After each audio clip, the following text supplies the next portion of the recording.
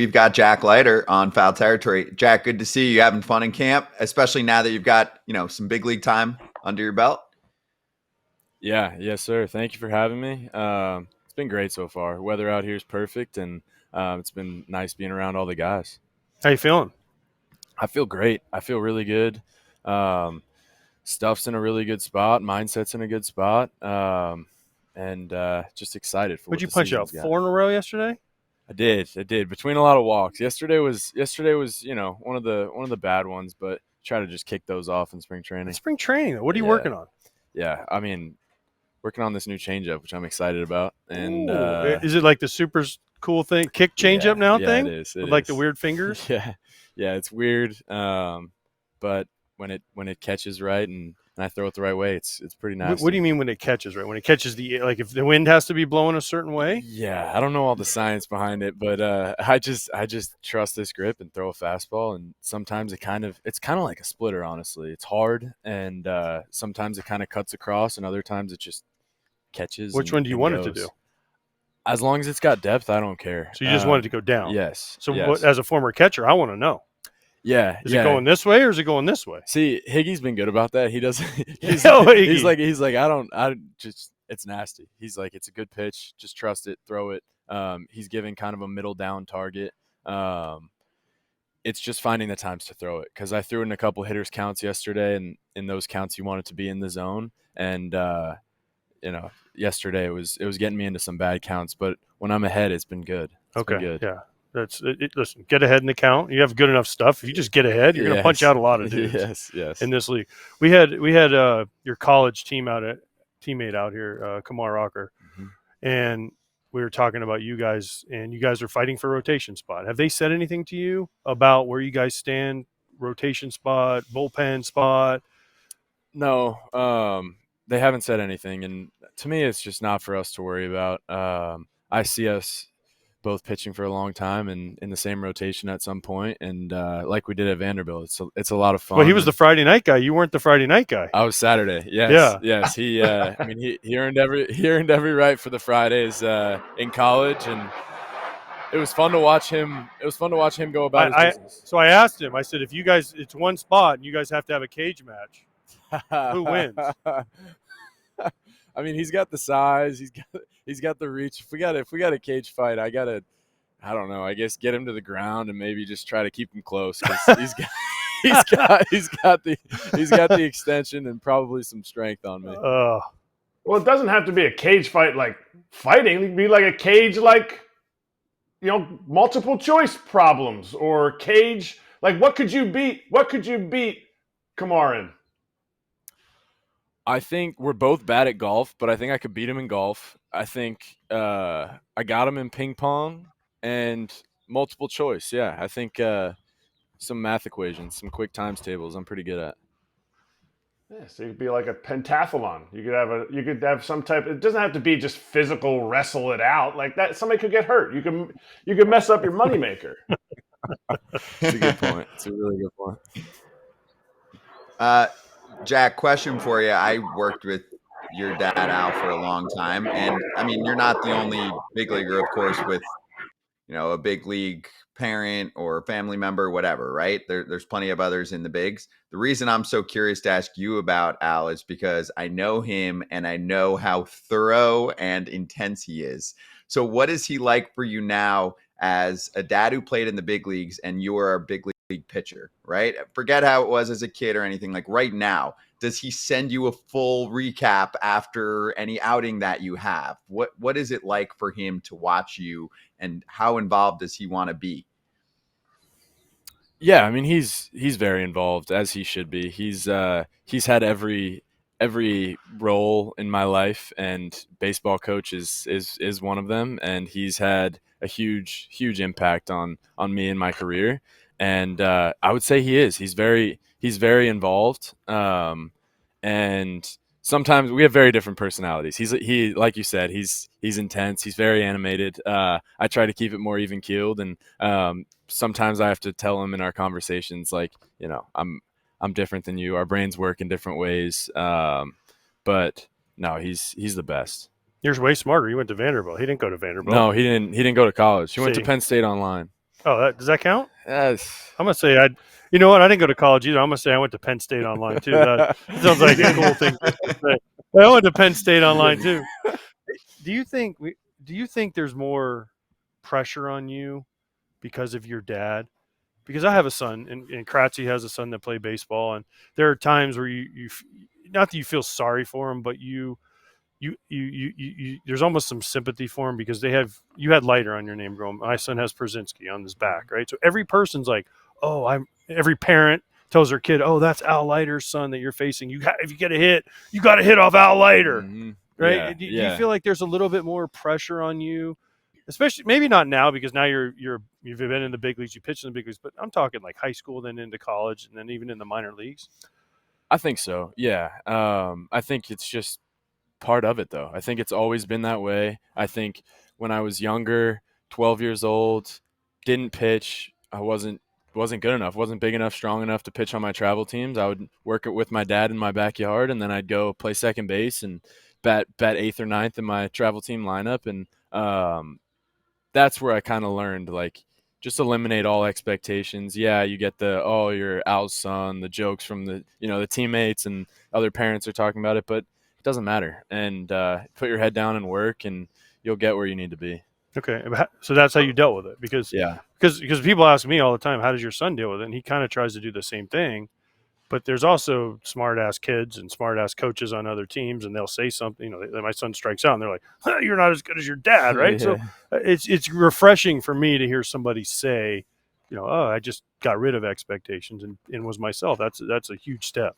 Yeah, I think if you use it right, it fuels you. It fuels you to work really hard when nobody's watching, and you want to prove everyone and yourself right for where you can get to. What's a successful year for you this year? I want to make an impact on the big league team at a high level, and I'm very familiar with what my potential could be, and I want to reach that or and help the team win a lot of games. I want to embrace the good and the bad, and not be so hard on myself. And that's one of my goals this year is to enjoy it, have fun, continue to work hard like I always do, and hopefully compete at a high level and win a lot of games. Starter or reliever? Oh. I see myself as a starter. Okay, fair. Yes. Fair. Yes. But you see yourself as a starter, and we kind of had this discussion about with Marcus Stroman, like he's been established as a starter. You're not established yet. If they call you, you're in AAA, you've been starting, you've been making every one of your starts, and they're like, hey, we need you in the pen in the big leagues. Is that a knock to a pitcher's ego? Is that something that you're like, it doesn't matter, it's the big leagues, the team's winning, we're going to win the West? Or is there still like that, like, ego in there that you're saying, I know I can still start?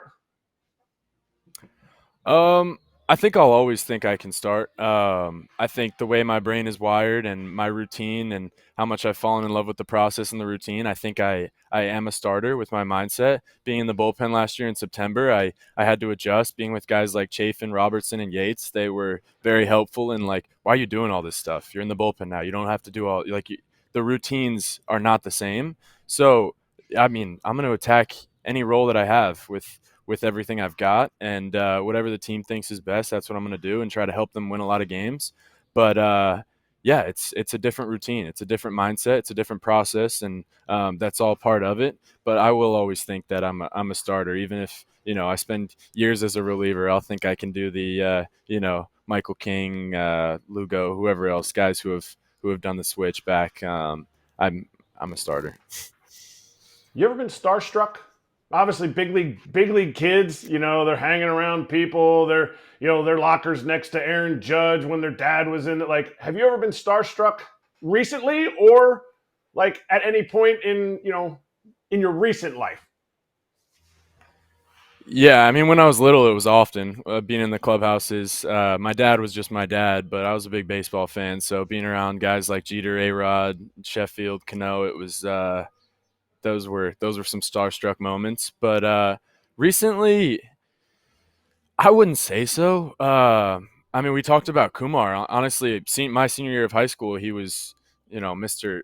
Mr. Everything at Vanderbilt freshman year. He did it all. He won the national championship, one of the best pitchers in the country. And then I come in my freshman year, which was his sophomore year, and to me, he was a stud. He was a star, and now he's Kumar. He's my teammate. And it's kind of the same way with DeGrom, Scherzer last year, Yates, Seager, everybody. All these guys with big names that I went through middle school, high school, and they're doing it at a high level, winning Cy Youngs. It's you come in and you do quickly see like everybody's doing the same thing. Everybody's attacking their routine, their process. Some guys just have it more figured out than others, but yeah, I would say initially it's starstruck, and then they quickly become teammates.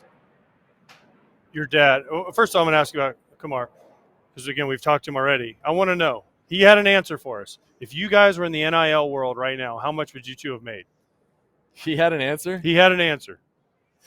I don't know. It seems like it's all fugazi. I don't know. Everybody's throwing out different numbers, and I've heard that there's, middle relievers in the SEC making $600,000, and I've also heard that some of it's not true. So I don't know, but that would have been an interesting thing. You said you guys would have been in the millions.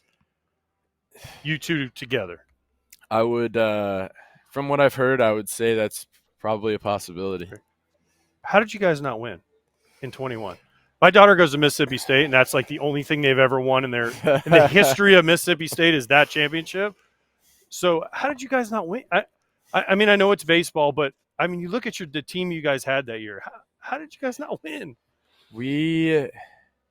I don't know. Maybe we just ran out of gas. I mean, it's baseball. It was a 3-game series. I know. We won game 1 and then kind of got our ass kicked in game 2 and game 3. It wasn't much of a game either one. But I mean, that was memorable either way. I pitched that first game, and you shoved too. I remember when Mississippi State made it, they beat Texas, and there were videos of like school buses full of people in Starkville loading up to go to Omaha. And Vandy's got a great fan base, but it's a much smaller school. So we had about, maybe 2,000 people in the stands for that game, and there were 23,000 Mississippi State fans. It felt like I was at an SEC football game, and I was on the mound for it. So it was cool. You guys, Jack, I mean, elite yeah, program, elite baseball program. You went to the highest final game and everything. I went to a small Division III school, and I still have friends on the baseball team that I keep up with, we meet with all the time. Right. Who's some dudes? I can't hear. I'll tell you. Oh, you can't hear me? Okay. Well, Keep who's going. some I'll tell dudes him what that you you said. still Keep keep in touch with? Who do you keep in touch with? From college? From college or high school? From college. Both.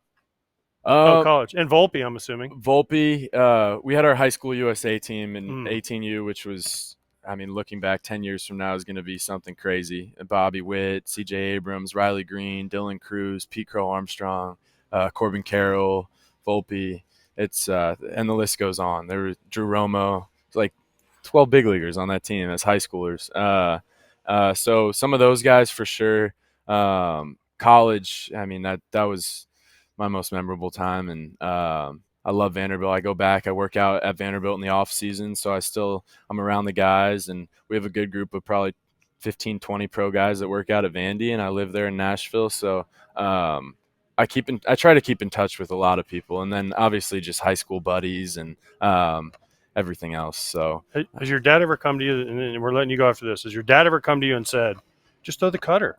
Because I mean, all he did was throw cutters in on righties. So has he ever just said, look, Jack, just throw the cutter to lefties every pitch, you'll be fine? He loves the cutter, of course, and I've messed around with cutters. It's a comfortable pitch, kind of just offset a four seam and throw a fastball, and I still consider that one of the pitches I have. I haven't thrown one in a game yet this spring, but I'll bring it out in catch play, throw one in a bullpen. It's just it's a comfortable pitch, and I do love the cutter. So who knows? There will be a point in my career, maybe I hit a wall with velocity and start moving the ball around a little more, sink it, cut it, and kind of do the crafty He'd be so thing. proud of you if you threw a cutter and you broke a bat. He'd be like, finally, my son has returned. Yes, he would.